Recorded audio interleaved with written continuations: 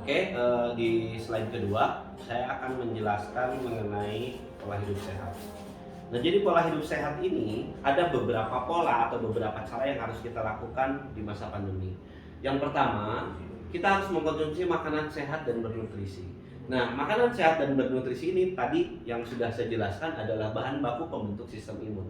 Jadi kalau sistem imun tubuh kita mau meningkat, maka kita harus mengkonsumsi makanan sehat dan bernutrisi. Ini pola yang pertama. Nah, selanjutnya kita harus melakukan olahraga rutin. Jadi olahraga teratur atau olahraga rutin ini adalah upaya untuk meningkatkan daya tahan tubuh. Nah, biasanya para medis atau para dokter suka menganjurkan dada kita diketuk-ketuk. Nah, sekitar ulu hati itu diketuk-ketuk sekitar 1 menit. Nah, ini bertujuan agar mengaktifkan kelenjar timus. Jadi di belakang rongga tulang dada kita ini ada namanya kelenjar timus. Kelenjar timus ini dia akan memproduksi sel antibodi, sel daya tahan tubuh. Diketuk-ketuk begini. Nah, kalau kita melakukan olahraga teratur, ini yang aktif tidak hanya kelenjar timus saja, tapi seluruh organ tubuh kita ini akan aktif dengan kita bergerak, dengan kita berolahraga. Nah, tentunya ini akan menyebabkan seluruh organ tubuh kita ini bekerja dan menjadi sehat. Nah, selanjutnya istirahat yang cukup. Istirahat yang cukup ini adalah pola hidup yang sangat penting, terutama jam tidur malam, pola istirahat malam ya. Jadi yang namanya tidur malam ini itu diusahakan tidak lebih dari jam 10 malam.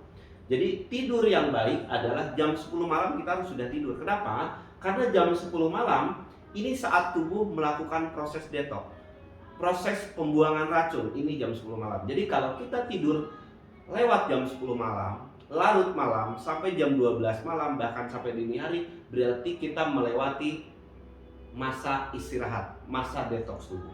Nah, ini poin yang ketiga. Nah, selanjutnya hindari stres. Hindari stres ini penting sekali. Kenapa? Karena kalau orang stres ini akan menyebabkan daya tahan tubuhnya menurun. Jadi hindari stres ini harus kita hilangkan, harus kita hindari ya, hindari stres. Nah, banyak penyakit yang disebabkan karena kita stres. Misalnya penyakit lambung ya, penyakit darah tinggi, penyakit jantung ini bisa juga dari stres. Karena ketika orang stres, ini akan menyebabkan sistem imun atau daya tahan tubuhnya menurun. Nah, selanjutnya stop rokok dan alkohol, ini sudah jelas, tidak usah saya bahas. Selanjutnya juga yang terakhir, minum air putih 8 gelas sehari. Nah, minum air putih ini sangat penting kita lakukan. Kenapa? Karena 70% tubuh kita ini terdiri dari cairan. Bayangkan kalau kita kekurangan cairan, ini akan menyebabkan darah di dalam tubuh kita ini menjadi kental karena kurang cairan. Nah, ketika darah di dalam tubuh kita menjadi kental, ini akan menyebabkan peredaran darah tubuh kita ini menjadi lambat.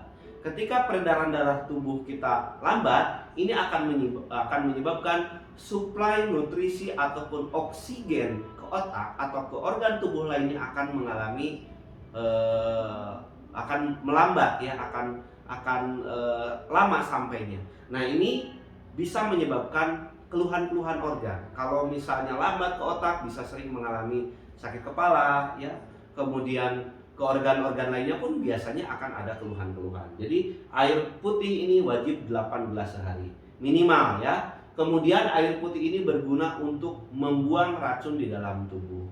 Jadi ketika kita mengkonsumsi makanan tidak sehat, pola hidup kita stres, ini akan menyebabkan tubuh kita mengalami asidosis atau mengalami keasaman yang sangat tinggi. Nah, dengan kita mengkonsumsi air putih 8 gelas sehari, maka residu atau hasil metabolisme tubuh ini akan dibuang dengan air kencing. Nah, ini pola hidup sehat.